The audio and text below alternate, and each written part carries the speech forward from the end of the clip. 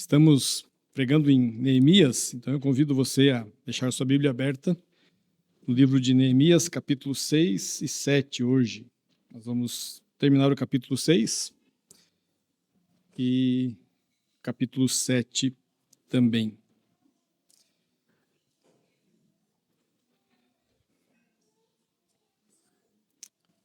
Eu não sei quantos aqui têm mais de 35 anos, pelo menos, mais de 30 anos, pelo menos. E se alguém de vocês aqui, os atletas de plantão, assistiram às Olimpíadas de Seul, em 1988. Eu já tinha certa idade para assistir, mas não lembro só assistir. Eu lembro que o fato que aconteceu nessa Olimpíada eu vi, não sei se foi em reportagem depois ou não, mas teve um mergulhador chamado Greg Louganis. Na época dessa Olimpíada, ele já era o melhor mergulhador do mundo. E ele conseguiu, naquela Olimpíada, um feito que nenhum outro mergulhador tinha conseguido, que é vencer 2 Olimpíadas na sequência. Ele venceu em 84, em Los Angeles, e em 88, em Seul. E a história desse jovem, na época jovem, mostra que ele estava acostumado a superar obstáculos.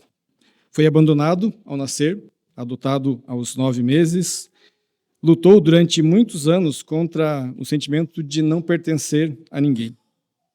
Era tímido, tinha medo de altura, e a família descobriu que ele sofria de dislexia. Por isso, ele achava que tinha alguma deficiência mental. Só na faculdade é que ele foi identificado o problema que ele tinha. Louganis, ele enfrentou esses obstáculos ao colocar toda a energia dele no mergulho. Aquele mergulho de salto ornamental que tem, né, das plataformas que vocês pulam ali, vocês não, né? Os mergulhadores pulam de alguns metros de altura, ele pulava de 10 metros de altura.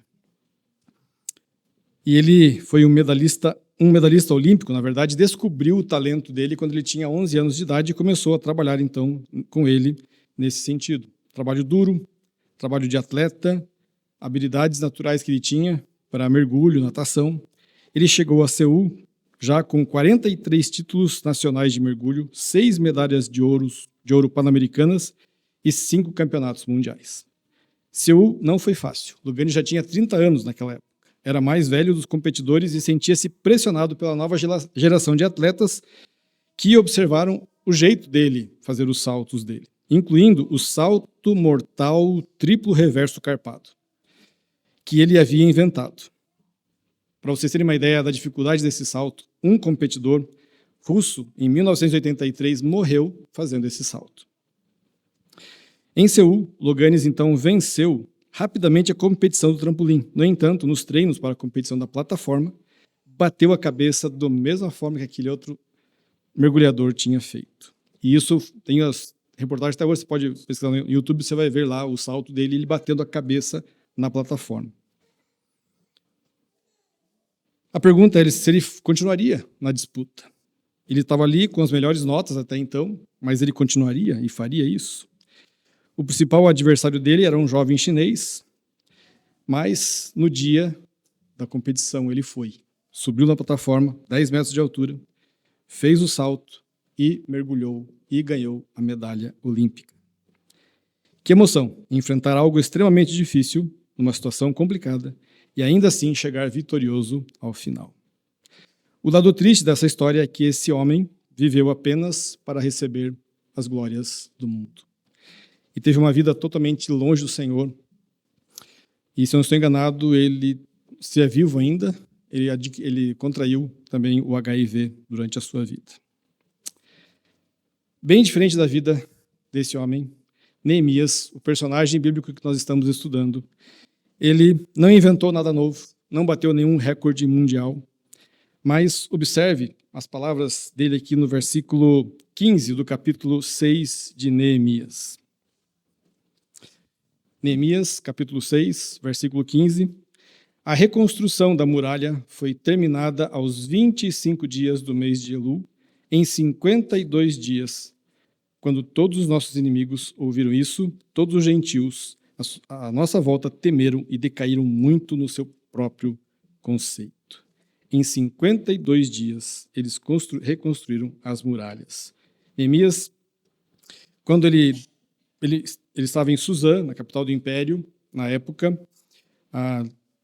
bem distante de Jerusalém. E quando ele ouviu da situação em que Jerusalém se encontrava, ele começou a buscar a direção de Deus para saber se ele poderia, de alguma forma, ajudar na reconstrução daquela cidade, que Deus havia escolhido para fazer habitar o seu nome. E havia ali já Esdras voltado 90 anos antes e reconstruído o templo, estabelecido novamente ali a ordem, de certa forma, em Israel, mas a cidade ainda estava em ruínas. Mas Neemias precisou superar vários obstáculos, até chegar a este ponto vitorioso de, em 52 dias, concluir uma obra grande que ele estava fazendo.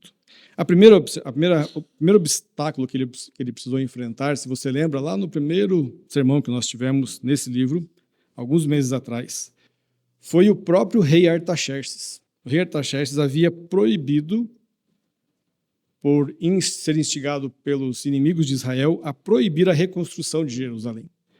Então, na época, Neemias era copeiro desse rei, mas tinha essa ordem de não reconstruir. E Neemias sabia disso. Então, ele começou a orar. E se você lembra, por uns 3 ou 4 meses, ele passou orando, até chegar o dia em que ele falou com o rei, pedindo a direção de Deus para isso. Nós já vimos que Neemias era um homem de muita oração, um homem que orava para tudo que ele iria fazer, ele buscava a direção de Deus. Quando ele foi para Jerusalém, ele chegou e em 3 dias ele fez o levantamento da situação toda e fez isso de noite, para não levantar nenhuma suspeita ali dos inimigos que estavam ao redor dele. Ele chegou com uma comitiva muito grande naquela cidade. Então ele fez o levantamento à noite da situação real em que estavam os muros da cidade e elaborou um plano de motivar os seus irmãos, né, os judeus ali, para se engajarem com ele nessa obra de reconstrução. E também ele enfrentou a zombaria durante o processo de reconstrução, nós já estudamos isso, a zombaria, a ameaça de violência, intrigas e intimidações das nações vizinhas ali, inimigas, daqueles que moravam naquela região, enquanto o povo de Israel tinha ido para o exílio. Apesar disso, ele nunca desistiu de concluir o que havia começado. Por isso, eu coloquei como grande verdade do sermão de hoje, para nós pensarmos no seguinte: a fidelidade a Deus exige vigilância, compromisso e um coração submisso ao Senhor. A fidelidade a Deus exige vigilância de cada um de nós. Vigilância com a nossa vida, com o nosso coração, compromisso com a palavra de Deus, com as coisas do Senhor e um coração que seja totalmente submisso a Ele. Queridos, eu não vou conseguir ler o texto todo. O sermão eu preparei até o final do capítulo 7. Então eu vou citando os versículos, a gente vai lendo na sequência aqui. Alguns versículos do capítulo 7 nós não vamos ler todo, porque é muita genealogia, e nós já estudamos o livro de Esdras e já lemos também a mesma relação que tem aqui em Neemias, tem em Esdras. Então eu vou seguir no pensamento, na exposição, nós vamos lendo os versículos daqui por diante. Já falei, as notícias sobre a situação de Israel eram dramáticas. E Neemias, o texto diz que lá em dezembro, nosso calendário hoje, né? O calendário na escritura aqui é diferente, mas provavelmente mês de dezembro, entre novembro e dezembro, ele ouviu então do seu irmão que Jerusalém estava ainda em ruínas 90 anos depois que o povo tinha voltado do exílio. Ele orou por 3 meses e em abril do ano seguinte, ele foi com a autorização, com a permissão do rei Artaxerxes, ele voltou então, foi para Jerusalém. Uma longa viagem até lá. E quando ele chegou, essa viagem demorou uns 3, 4 meses, e quando ele chegou, passou 3 dias elaborando o plano de ação ali, e começou a reconstrução dos muros no dia 1º de agosto. 52 dias depois, aqueles 3 quilômetros de muro estavam concluídos. Desde o dia em que ouviu falar do problema até o término da obra, foram apenas 9 meses. Se no Brasil fosse assim também, né? Fiquei pensando, se as nossas obras funcionassem assim também, bem mais rápido. Mas quanta perseverança, quanta coragem. E se você prestar atenção, ele passou mais tempo orando, buscando a direção de Deus. Foram 3 a 4 meses orando, buscando a direção de Deus. Em várias ocasiões, ele esteve em oração, buscando a direção de Deus. Então, ele passou mais tempo diante do Senhor, buscando a direção de Deus, do que na obra em si, propriamente. E Deus fez a obra. Se houve, então, um momento na vida de Neemias em que ele poderia ter se exaltado de algo que ele fez, foi esse momento, em que ele, então, diria, eu consegui, eu cheguei lá. Fiz 52 dias, ninguém fez isso antes. Eu fiz em 52 dias, mas ele não fez isso. O que eu fiquei me perguntando é por que tantas pessoas oram com regularidade e com fervor para que Deus as abençoe, e quando Deus responde às orações, esquecem-se de Deus, ou não dão glórias ao Senhor, ou acham que foi na capacidade deles que fizeram alguma coisa. Seja na carreira profissional, seja nas finanças, seja na saúde. Sabe aquela ideia que o pastor já falou várias vezes? Quando eu tiver o meu fusquinha, eu vou servir ao Senhor?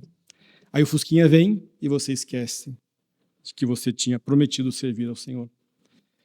Neemias não fez isso, em momento algum. E um comentarista bíblico escreveu o seguinte sobre a fé dele. A sua fé era da que move montanhas. A confiança em Deus lhe deu coragem para seguir adiante, apesar das nuvens de oposição à sua volta. Ele defendeu com ousadia a causa justa e desprezou o que inspiraria o medo. A coragem de Neemias o ajudou a alcançar novos patamares de conquista.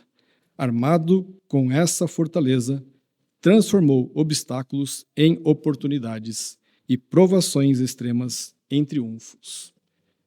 Neemias, no meio dessas lutas, dificuldades e batalhas que ele enfrentou, desde o império, desde a capital do império, servindo ali ao rei, até os inimigos que ainda continuam, você vai ver no texto de hoje, que ainda estão ali tentando de alguma forma derrubar Neemias. A fé que ele tinha no Senhor, que Deus estava fazendo isso, foi aquela fé que Jesus falou que seria capaz de mover montanhas. O exemplo, então, de Neemias, queridos, deve ser um encorajamento para nós não subestimarmos o que Deus pode realizar através de nós, quando Ele nos chama e nos capacita para fazer a sua vontade. Se nós fazemos algo para o Senhor, é em resposta ao que Ele tem feito por nós. É em resposta ao seu grande amor demonstrado a nós na cruz do Calvário. Então nós perseveramos em obedecer a Ele, em querer conhecer mais a sua vontade, amá-lo como Ele deve ser amado. E aí, então, nós seremos vitoriosos naquilo que o Senhor nos colocar para fazer. Muitas vezes, eu penso que as coisas não acontecem, simplesmente porque nós não começamos a fazer o que é necessário. Simplesmente porque nós não queremos. Nós sabemos que temos que fazer, mas não queremos. Não queremos nos colocar diante do Senhor, buscar a direção dEle, colocar a mão na massa. E quando começamos, muitas vezes não perseveramos em fazer o que deve ser feito. Alguém comentou também que é fácil para nós, como povo de Deus, tentarmos lutar pelo Evangelho em nossa própria força, como se o resultado dependesse de nós. E é tão fácil quando a batalha esquenta, nos sentamos e submetemos a soberania de Deus aos nossos medos e preguiça. Então nós começamos, achamos que podemos fazer nossa força, mas aí as dificuldades vêm, as lutas vêm, e a gente percebe que não consegue por nós mesmos, e aí então nós submetemos a soberania de Deus aos nossos medos e preguiça. E isso é meio paradoxal, mas geralmente é isso que acontece. Começamos a carreira animados, mas com o passar do tempo, as dificuldades vêm, as lutas, as batalhas, vamos desanimando e desistindo de fazer o que nos compete fazer, pois esquecemos que Deus está cuidando de tudo. Muitos crentes começam bem a carreira cristã, mas acabam desistindo da caminhada quando surgem essas dificuldades e não conseguem ver que os obstáculos, muitas vezes, é o meio que Deus usa para nos aperfeiçoar, é o meio que Deus usa para nos fortalecer. Lembra do povo de Israel no Egito, na travessia do deserto? Deus estava moldando o coração deles, o caráter deles, Deus estava ensinando para eles a vontade dele. Muitas vezes Deus vai trabalhar conosco em situações difíceis, em situações que nós não entendemos, que nós não compreendemos, que nós não enxergamos um final. Mas se nós nos submetemos à vontade de Deus, se nós formos fiéis a Ele e desejosos de agradá-lo, Ele vai nos mostrar, vai nos capacitar e vai nos mostrar o que Ele espera que façamos. Então, que não seja assim conosco, que não haja nenhum de nós aqui que desanime, que fique receoso de fazer o que tem que ser feito. Apesar de que eu penso que todos nós aqui lutamos, muitas vezes, com o desânimo. Lutamos em fazer realmente a vontade de Deus.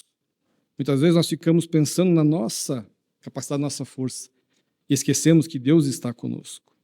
E aí, se nós esquecemos disso, os obstáculos serão maiores do que realmente eles são. Lembre-se, você segue aquele que enfrentou os maiores obstáculos que alguém pôde ter enfrentado. Você segue aquele que foi vitorioso na cruz do Calvário. Aquele que não conhecia pecado, aquele que não tinha por que estar na cruz, aquele que não tinha por que passar o que passou, as perseguições, os sofrimentos, o escárnio, as zombarias, os açoites que sofreu. Você segue a esse Senhor que foi vitorioso. Então se disponha a servi-lo e a segui-lo. Veja o que Neemias disse, eu já li no versículo 16, mas a parte B dele diz assim, parte B do versículo 16, porque essas nações reconheceram que foi por intervenção do nosso Deus que fizemos a obra.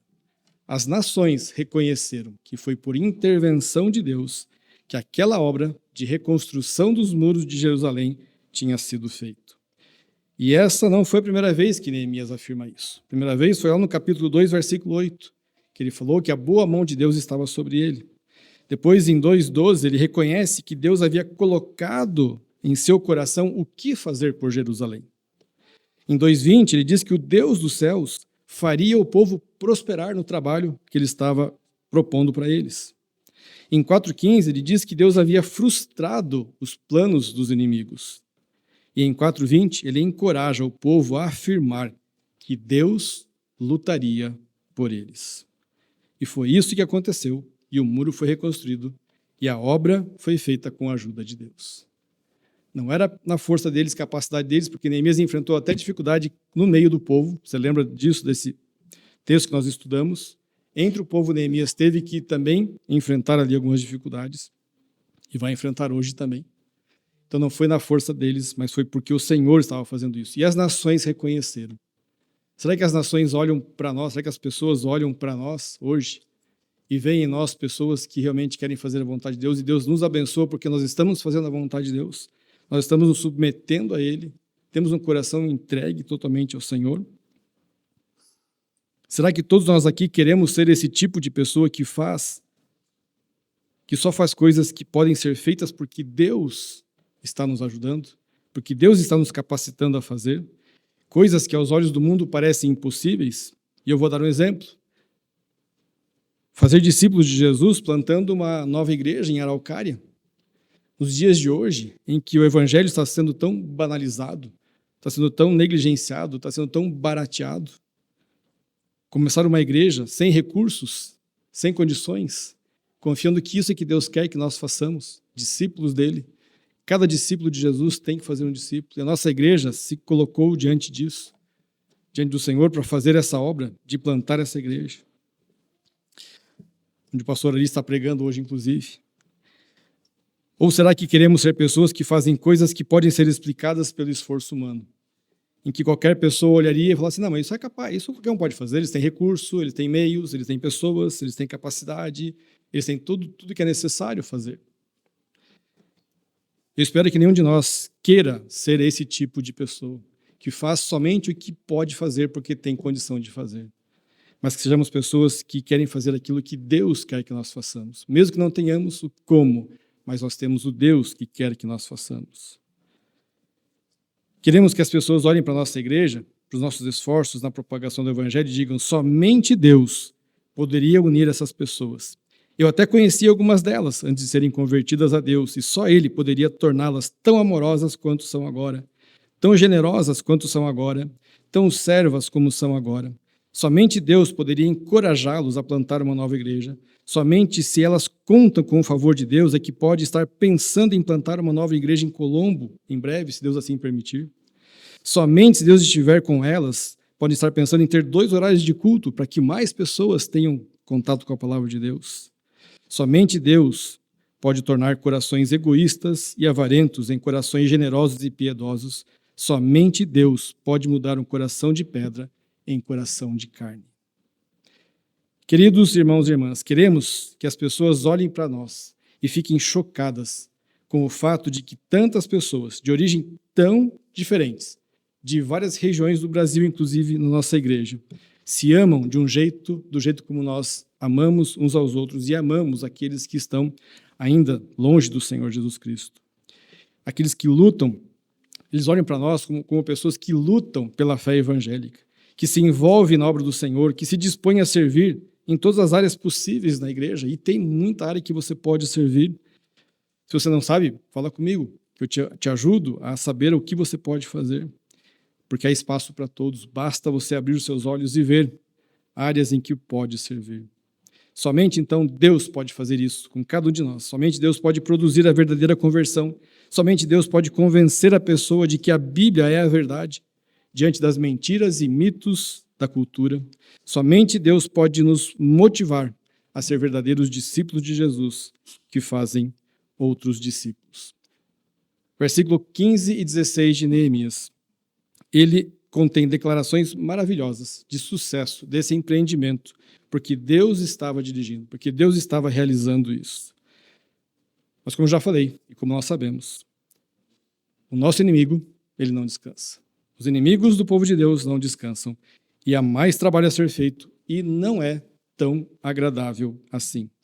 Veja o versículo 17 comigo. Também, naqueles dias, alguns nobres de Judá escreveram muitas cartas a Tobias, e cartas de Tobias vinham para eles. Nós já sabemos quem é esse Tobias. Capítulo 2, versículo 10. Ele é um servo amonita, ele não é judeu, pelo contrário, ele é inimigo do povo de Deus. Ele não trabalha para o bem-estar do povo de Deus, ele quer, na verdade, que o povo de Deus fique subjugado à vontade dele, aos desejos dele e aos acordos que ele tem. Então ele não trabalha para o bem deles, mas ele tinha acordos comerciais interesseiros e lucrativos com os judeus mais ricos de Jerusalém. E essa troca de cartas que eles faziam é tipo uma inteligência, naquele departamento de inteligência da polícia que vai saber o que pode ser feito, onde que a gente pode atingir, qual que é o ponto fraco que a gente vai ter que alcançar para derrubar Neemias da posição em que ele está tendo, do que ele está fazendo, da obra que ele está realizando. Esse era o intuito desse envio de cartas, de muitas cartas para Tobias. Você acha isso ruim? Verso 18 e 19, pode piorar. Vamos ver verso 18 e 19. Pois muitos em Judá eram aliados dele, porque era genro de Secanias, filho de Ará, e o seu filho Joanã havia se casado com a filha de Mesulão, filho de Berequias. Também falavam de suas boas ações na minha presença, e levavam a ele as minhas palavras. Tobias escrevia cartas para me amedrontar. Mais uma vez aqui, o problema dos casamentos mistos mostra a sua cara feia. E por que ainda tem gente que acha que isso não pode acontecer? Tobias, ele está ligado aos judeus por casamento. Tanto ele como o filho, casado com judias.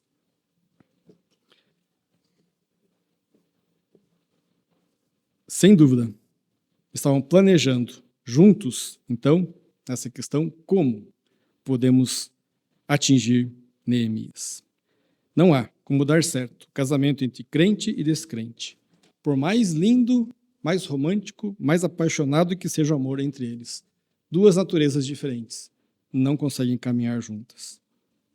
A natureza pecaminosa, infelizmente, nesse mundo, pode acabar corrompendo a natureza daquele que conhece e tem contato com a palavra de Deus. Infelizmente, a história mostra isso.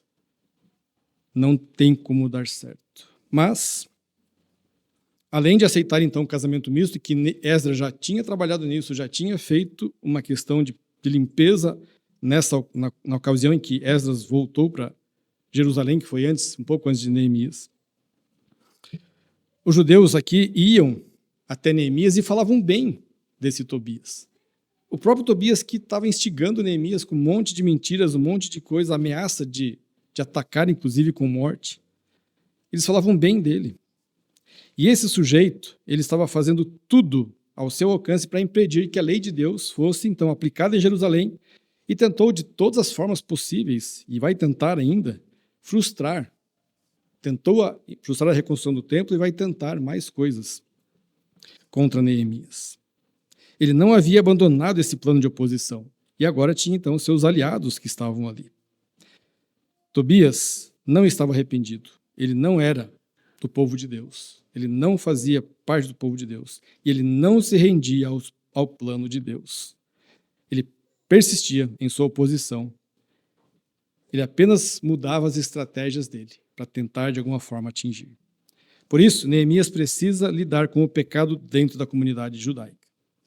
Irmãos, eu preciso dizer com verdade e com tristeza como é dolorido para os líderes da igreja quando há pecado a ser tratado dentro da igreja. Ninguém gosta. Nenhum líder, nenhum pastor gosta de ter que tratar pecados dentro da igreja. E a verdade é que as batalhas internas muitas vezes são piores do que as batalhas externas. Porque muitas vezes as próprias ovelhas não querem ser corrigidas. Muitas vezes as próprias ovelhas acabam atacando aquele que quer ajudá-la a voltar ao caminho. E a intenção delas, geralmente, é dividir, é causar divisão entre o povo de Deus. Por isso, é necessário agir. E Neemias não perdia tempo. Com relação a isso, ele não demorava em agir. É necessário agir com rigor, para que não venham a contaminar todo o rebanho. Mas isso nunca é agradável e gostoso de fazer. Saibam disso. Ainda mais em nossos dias, em que até as pessoas do mundo concordam que o erro quer sempre prevalecer. Ficamos admirados, então, como é terrível o prazer que alguns têm de agir dentro do povo de Deus dessa forma. Com mentiras, com calúnias, com fofocas, com conversas que não são verdadeiras, para causar conflito, para causar divisão. Mas o líder chamado por Deus não deve se intimidar diante da situação, por mais difícil que ela seja. Deus o chamou para aquela obra, para aquela missão, e ele tem que agir. O trabalho, então, aqui de Neemias, de reconstrução do muro, foi concluído. Capítulo 6 termina a reconstrução do muro de Jerusalém. Deus abençoou esse propósito de Neemias e ele honrou o nome de Deus. Deu glórias ao Senhor pelo que havia acontecido, falando que Deus é quem estava agindo por eles. E chegamos agora ao capítulo 7 de Neemias, onde veremos Neemias direcionando agora os seus esforços em favor do povo de Deus, estabelecendo a ordem e o repovoamento de Jerusalém.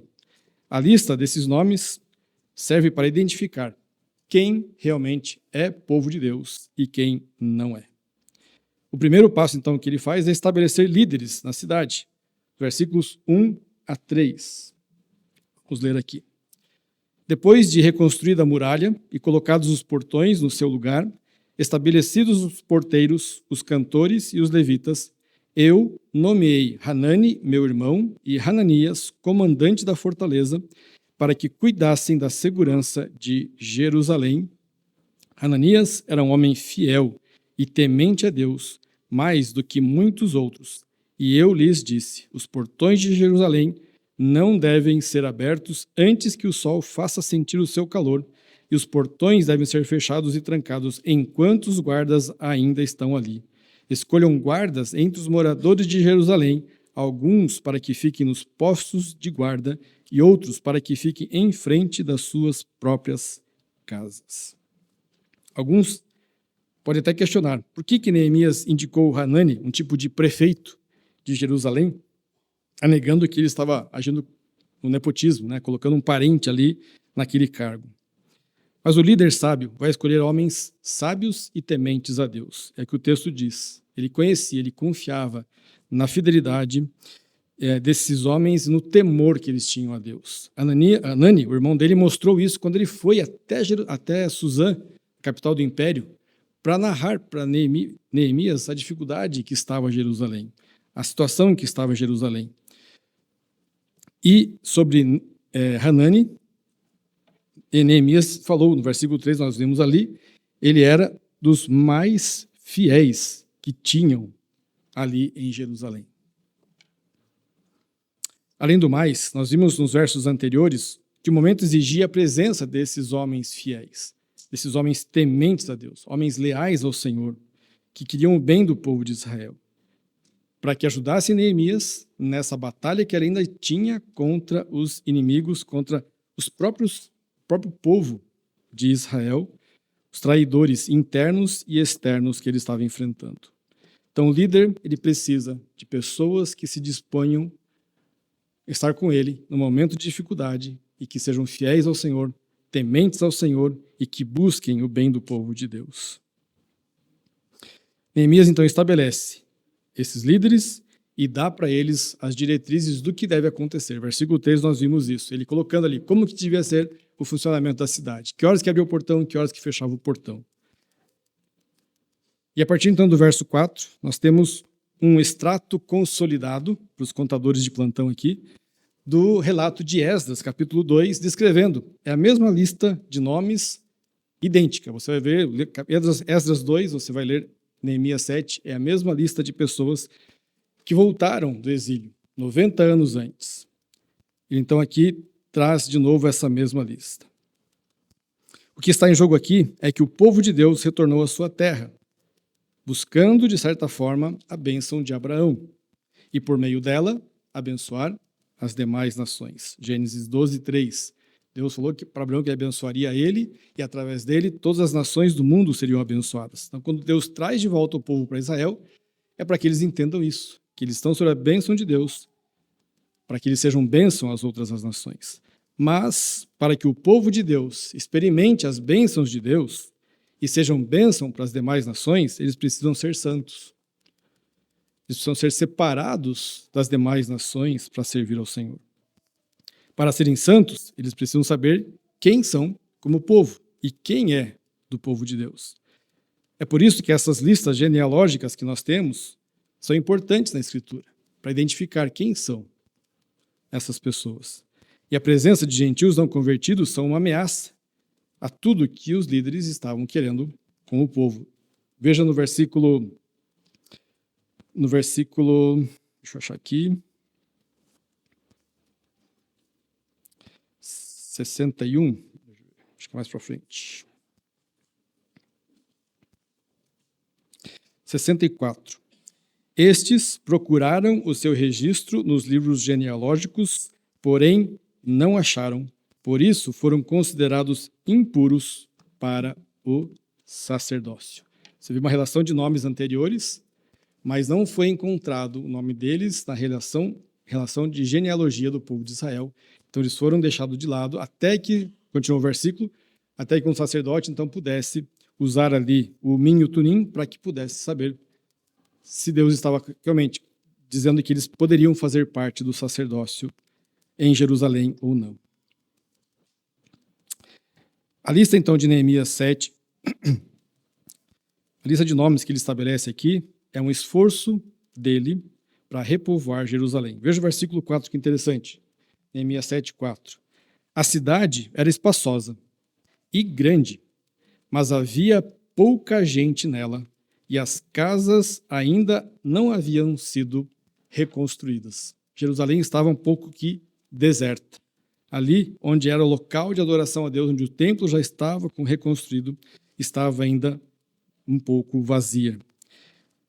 Os muros foram reconstruídos, e a pergunta então agora é, quem vai morar na cidade? Está pronta, a cidade está aí, precisa de moradores, precisam de pessoas para estar aqui. Os judeus voltaram, mas não todos para Jerusalém. Eles são o povo santo, eles devem ser uma nação santa. Então Neemias traz a lista dos nomes, e observe o versículo 6 agora, de Neemias 7. Estes são os filhos da província que voltaram do cativeiro, do meio dos exilados que Nabucodonosor, rei da Babilônia, tinha levado para lá. Eles voltaram para Jerusalém e para Judá, cada um para a sua cidade. E aí, continuando o versículo, você vai ver a lista repetida de Esdras, capítulo 2. que Neemias está fazendo aqui, então, é voltar ao início. Vamos voltar lá e começar agora a definir e estabelecer o que Deus quer que seja feito. Neemias precisa definir quem eram os judeus, para que ele pudesse estabelecer quem poderia viver em Jerusalém. Os judeus que haviam retornado do exílio estavam morando nas suas cidades. Lá no capítulo 11, nós vamos ver que foi lançado sortes para ver quem, de 10 pessoas, quem uma dessa pessoa viria morar em Jerusalém. E este é um trabalho que também tem sua correspondência para nós, que estamos fazendo parte da igreja aqui hoje. Pois nós trabalhamos para que a nossa igreja seja composta de pessoas crentes, verdadeiramente crentes. Por isso, a classe de novos membros da nossa igreja, ela não é uma classe que demora assim uma semana ou um mês para alguém se tornar membro da nossa igreja. A minha classe é a que mais, né, reparte com as outras classes pessoas, mas é uma classe onde passam muitas pessoas também e nem todos permanecem.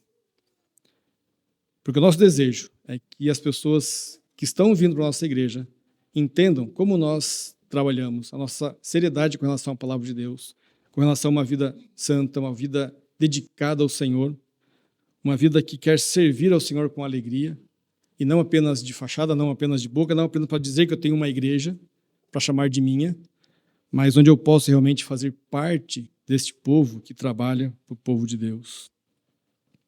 Jeremias 31 diz que de todos na nova aliança conhecerão a Deus. E nós, como Igreja de Jesus Cristo, participamos dessa nova aliança. Nós todos os meses celebramos a ceia do Senhor, que Jesus mesmo falou que o sangue dele confirmava essa nova aliança. E nós somos Igreja de Jesus Cristo, salvos, remidos pelo seu sangue. Nós, então, como igreja, queremos de Jesus, participamos dessa nova aliança. Por isso, queremos que todos os que se tornam membros da nossa igreja conheçam a Deus e sejam crentes em Jesus, não apenas de boca, mas de fato e de verdade. Se houver crentes que mostrarem por seu pecado impenitente que não conhecem a Deus, teremos que obedecer ao que Jesus disse para fazer. Mateus 18 vai nos mostrar isso. E se houver resistência, se houver rebeldia, se houver indisposição em se arrepender, infelizmente, essas pessoas em pecado devem ser, então, tiradas do rol de membros da igreja. O evangelho, meus irmãos, a vida cristã não é uma vida qualquer, não é uma vida banal.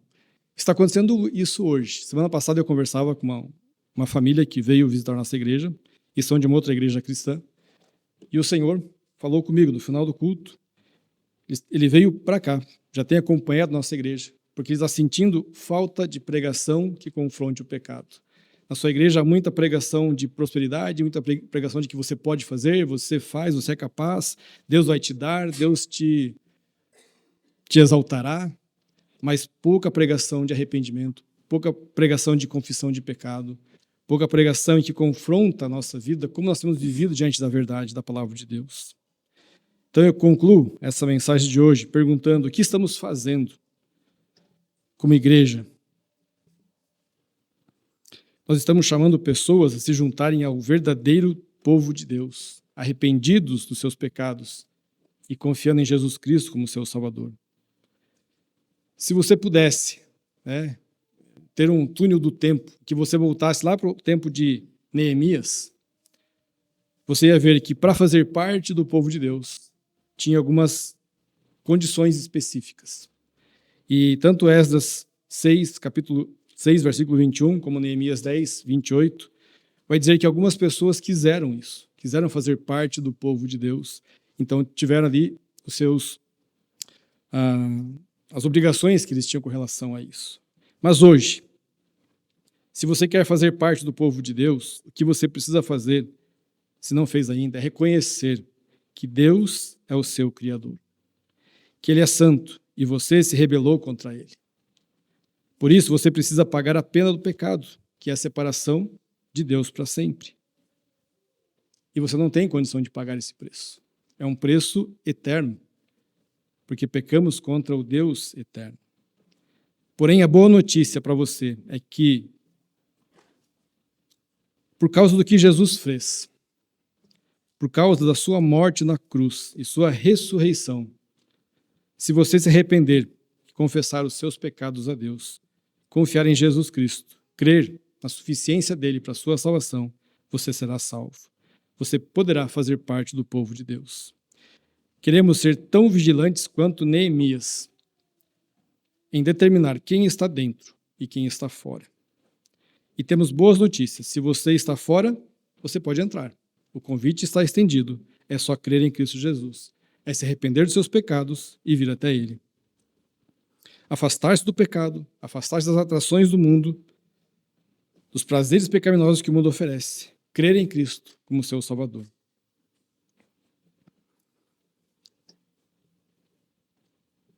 É isso que nós buscamos como igreja de Jesus Cristo, ser conformados à imagem de Cristo. Então, se você está aqui hoje, no nosso meio, e você ainda não é um cristão, não é um discípulo de Cristo, você pode confessar seus pecados ao Senhor, se arrepender e crer nele como seu Salvador, e juntar-se a nós nessa grande obra que é fazer discípulos de Cristo. Se você já é um cristão, persevere nesta missão que você tem de fazer discípulos de Jesus, de ser conformado à imagem dele. Não deixe que os atrativos do mundo o façam recuar. Não permita que as coisas do mundo o atraiam mais do que a palavra de Deus.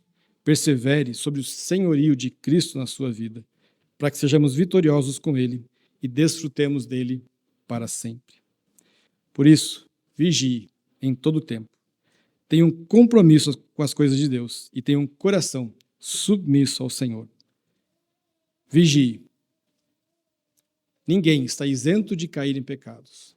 Ninguém está isento de ser enganado por Satanás. Vigie. O diabo está aí, tentando de alguma forma atingir. Tenha um compromisso sério com Deus. Se firme em sua palavra. E tenha um coração submisso ao Senhor Jesus Cristo. Somente assim você poderá experimentar grandes vitórias por meio de Cristo. Amém? Vamos orar nesse momento?